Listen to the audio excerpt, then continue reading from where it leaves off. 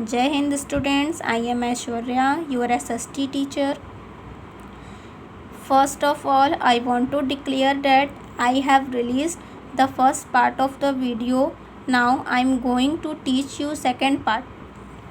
Your para is new machines. Scientists and doctors all over the world are continuously working to develop new and advanced machines to understand what goes on inside the human body. लगातार scientist और doctors काम कर रहे हैं और ऐसे ऐसे machine बना रहे हैं जिससे ह्यूमन बॉडी के अंदर क्या हो रहा है उसे समझा जा सके. There are some new machines like x-ray, ultrasound, CAT scan and MRI machine which help, जिसकी मदद से डॉक्टर ह्यूमन बॉडी के इंटरनल ऑर्गन्स के एग्जैक्ट कंडीशन को पता करते हैं. Our next para is surgery. Surgery is a technique which helps in treating the defective organs और injury.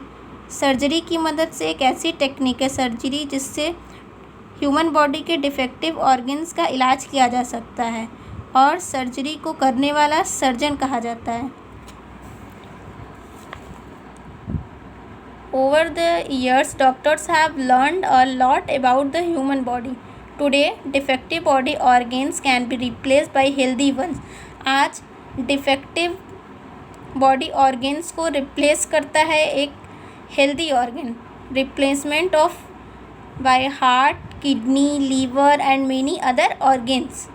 Our next para is wonder medicines.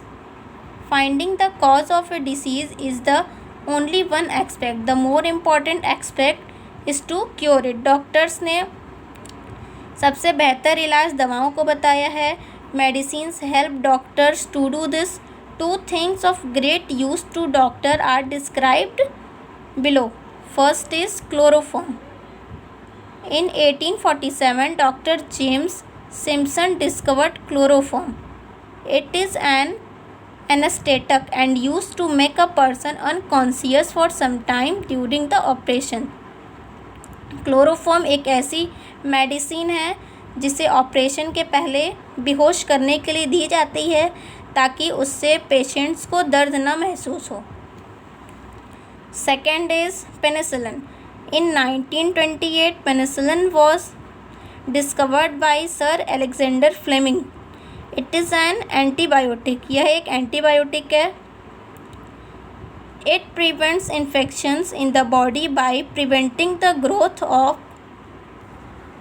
Penicillin एक ऐसी medicine है जिससे बैक्टीरिया की ग्रोथ को रोका जा सकता है और उसका इलाज किया जा सकता है. Diseases such as malaria, cholera, plague and now be fully cured.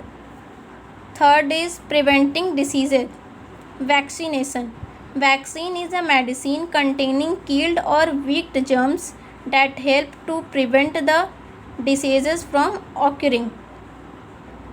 Vaccine एक ऐसी मेडिसिन है जो महामारी से लड़ने में मदद करती है और उसको फैलने से रोकती है.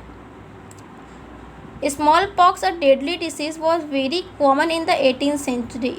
स्मॉल पॉक्स एक ऐसा बीमारी है जो 18th सेंचुरी में बहुत कॉमन था और उसका वैक्सीन एडवर्ड जेनर ने बनाया था.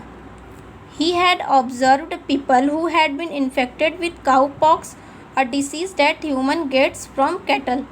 वह ऐसे पीपल को ऑब्जर्वेशन में रखते थे जो काउ पॉक्स से इन्फेक्टेड हो, जिन्हें पशुओं से जिन ह्यूमंस में पशुओं से ये बीमारी फैली हो. टू टेस्ट दिस थ्योरी, फिर उन्होंने इस थ्योरी को टेस्ट किया. Doctor Edward Jenner inoculated a boy with cowpox. The boy suffered from mild cowpox but soon recovered.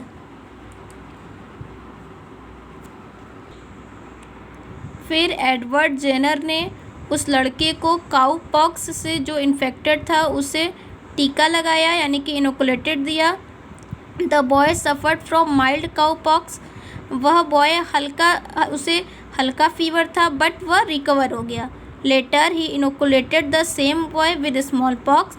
To his delight the boy show no sign of the dreaded disease. फिर उस लड़के में कोई भी sign ऐसा नहीं दिखा उस डिसीज़ का. In this way Dr. Jenner found protection against smallpox. और आज स्मॉल पॉक्स का पूरी तरह से नाश हो चुका है दुनिया से. Some diseases like tuberculosis, cholera, tetanus, yellow fever, polio and typhoid can be prevented by vaccine. और इन सब डिसीज़ का वैक्सीन से इलाज हो रहा है. Our next para is antiseptic. Sometimes chemicals are used to kill germs. They are called antiseptics. कभी कभी केमिकल्स को यूज़ करके जर्म्स को ख़त्म किया जाता है, उसे हम एंटीसेप्टिक कहते हैं. More than 150 years ago, Joseph Lister, a British surgeon, discovered that infections could be prevented by washing wounds in a solution of carbolic acid. Basic health care. We can keep ourselves free from disease if we take some precautions. हम अपने आप को इन disease से सुरक्षित रख सकते हैं कुछ सावधानियों के द्वारा, जैसे कि keep yourself and your surroundings clean. अपने आसपास की जगहों को, अपने आप को क्लीन रखना. Do not walk barefoot on the floor as germs can enter the body through the skin. Always eat healthy and nutritious food. Keep the food covered at all times. Wash your hands before and after meals. Exercise daily. So our chapter is over. Thank you, students.